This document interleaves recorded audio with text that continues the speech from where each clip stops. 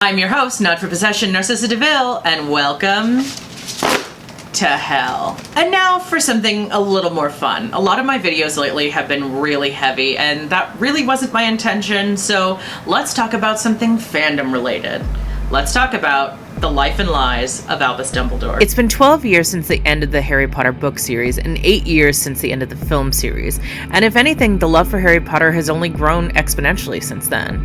But the older I get and the more I take time to think about a lot of things within the series itself, the more questions I have, particularly with regards to a character like Dumbledore. Dumbledore is arguably one of the most beloved figures in the entire Harry Potter franchise. He's seen by many as a benevolent father figure to Harry and a very powerful wizard.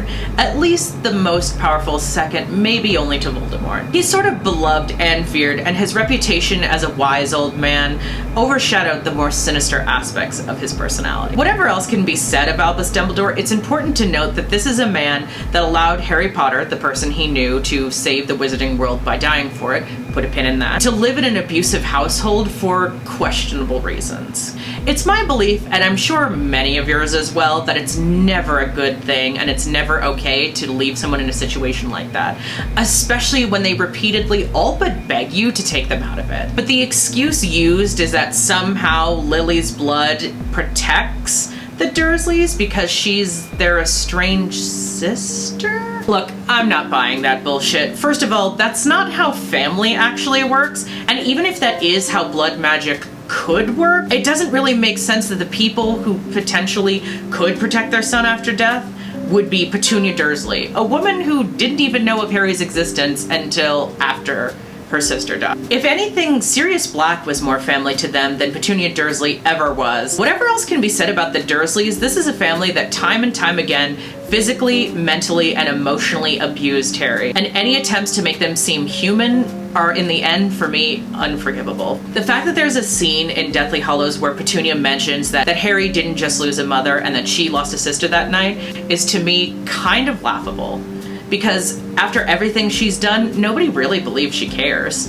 It doesn't make sense for her character arc that she should care. That isn't character growth, that's just ridiculous. And for anyone who might be trying to make Draco comparisons right now, hold that thought. It's worth noting that J.K. Rowling has a habit of trying to make excuses for arguably asshole adults while simultaneously shitting on characters who were just shitty as kids. Make no mistake, the idea that Dudley Dursley would grow up and apologize for his childhood self actually makes sense to me. Yeah, he was shitty, but he was a brat who always got what he wanted and really didn't know any better, and he tried to make amends after that. Sound familiar? No, of course not, because Draco couldn't have that kind of backstory. Even Voldemort gets a tragic backstory to some extent because he was a child born of a love potion and therefore couldn't feel love himself, which...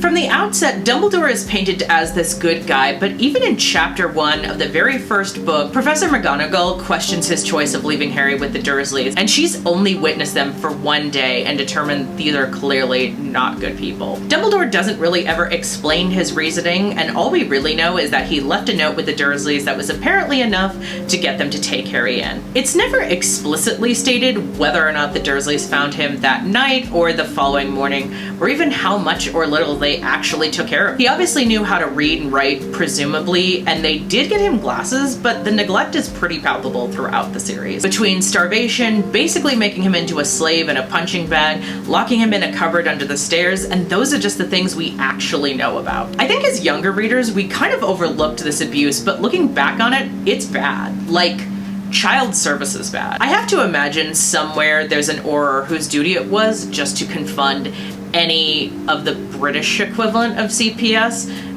who inevitably would have knocked on the Dursleys' door over the years, and that thought's kind of disgusting. While we're on the subject, let's go back to Sirius Black, Harry's godfather, and the man who was accused, seemingly without trial, of killing Peter Pettigrew, sending him to Azkaban for 12 years before he inexplicably breaks out to try and find Harry. There's a lot to get into there. First things first, what kind of kangaroo court is the Wizengamot exactly that there was apparently no trial for Sirius Black? I grant you, his cousin, Bellatrix, was also in Azkaban, but it seems pretty clear she was actively doing terrible things and actively following Voldemort. What exactly was Sirius doing before prison? Oh, that's right. He was a member of the Order of the Phoenix, which means to some extent, Dumbledore trusted him. I had to read over some of the details of that because I didn't remember from like over a decade ago since I actually read the series last. But essentially, Sirius was meant to be the one to take Harry in should something happen to his parents. That was something they all agreed upon, and Dumbledore was the one who stepped in and said no. I feel like Dumbledore, who was actually on the Wizengamot and seems to have a considerable amount of sway, definitely could have saved him from prison. It's worth noting that Sirius was basically vindicated after his death, and the Ministry kind of looked at it as a big whoopsie-daisy. More to the point, in the first chapter of Half-Blood Prince, when Fudge is talking to the Muggle Prime Minister, he says, that is, can a man really be alive if he can't be killed? I don't understand it, and Dumbledore won't explain properly. Which suggests that for all we know about the Ministry, even up to Fudge's ousting, Dumbledore was largely considered an important and trustworthy figurehead. I realize the magical community is fairly small, but you have to imagine if one headmaster of one school is actively talking to the leader of an entire government on such a regular basis, and somehow he's the only one allowed to know certain information about a madman who's been terrorizing them for decades, and he can just keep all this information to himself. And while we're on this subject, yes, I realize this is a slight tangent that's off topic, but it is written into the script, so it has a purpose. I think it's interesting that Harry spent the entire book series completely distrusting the magical government, and you somehow expect me to believe that he would just grow up and work for them? I'm not buying it. All of this is infuriating because it really only proves my point. I'm not saying that people being falsely accused of crimes is in any way unheard of, but we know because of the book Order of Phoenix that courts do exist and that trials do exist to some extent. So it's hard to believe that if a trial existed for Sirius Black and given Veritaserum as an option to make sure that he wasn't lying about anything, that somehow he wouldn't be exonerated. It seems like a petty excuse just to keep Sirius Black out of the way so that the Dursleys would become Harry's de facto guardians, regardless of how ridiculous that decision ended up being. And yes, there were Muggle eyewitnesses who claimed to see Black doing it, but I think when you exist in a world with magic and anybody can basically convince a Muggle of pretty much anything, I mean, there's a whole entire part of the government that's dedicated to making sure Muggles don't know something magical just happened to them, I kind of have to wonder how much you can actually believe the testimony of several Muggle eyewitnesses of anything. The greatest evil by far perpetuated by Dumbledore isn't actually any of this, because in the end, he still believes that the only person who can kill Voldemort is Harry. That by sacrificing himself, a fact that he keeps from Harry, by the way, he can save the world. I'm sorry, but that's seriously fucked up. I realize it's fairly common in stories to have the idea of a child savior who saves the entire world. I wish I could say this goes back to the Bible, but let's be real, Jesus was 33 when he allegedly died to save the Wizarding world. Oh, I'm sorry, I'm getting my mythology mixed up. Despite all the correlations between Jesus and Harry, 17 isn't 33. It's a tall ask, and as an adult, Dumbledore really should have known better.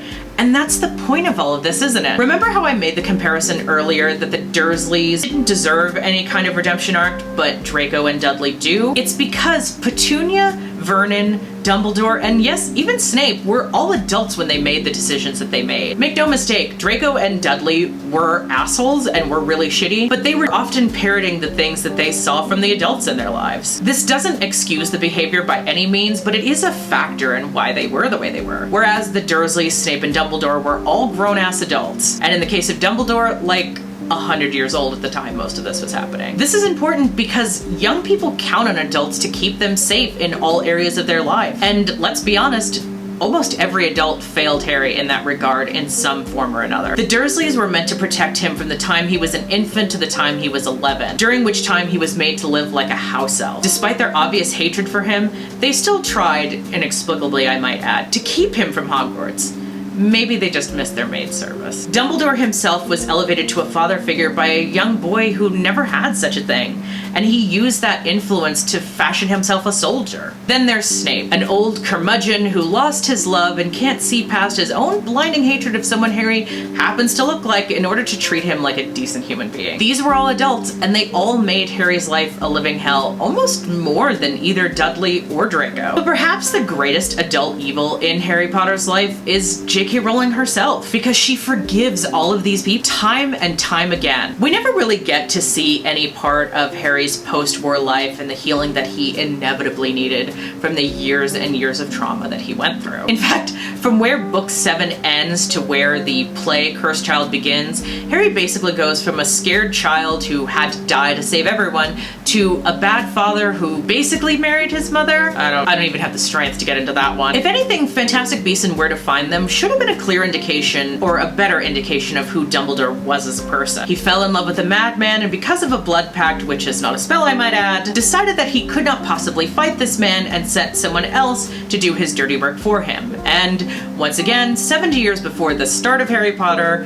history has repeated itself. It's really disappointing that J.K. Rowling insists on trying to make Dumbledore out to be the good guy when it's so apparent that he's clearly just a better disguised villain. The thing about Dumbledore is that he just comes off as innocuous. He's presented as a hero in his own right, but he's really just the puppet master behind so many people. It's clear he has an agenda, but no one besides him really knows what it is. For someone who clearly has a bias against Slytherin, which frankly is its own video, he seems to have a lot of the traits. There's cunning, and if not ambition, something clearly like it, self-preservation, and a tendency to do whatever it takes to get the outcome that he wants. Even going so far as to use a child as a pawn in a war he had no business being a part of. Actually, that's insulting to my house, because no self-respecting Slytherin that I know would ever dream of doing such a thing. And therein lies the problem with Albus Dumbledore. Sometimes the devil has a kind old face and comes off as a charismatic father figure, and you want to trust him. For a long time growing up, I believed he was actually the good guy, but now as an adult, I'm starting to realize that the people who question him throughout the story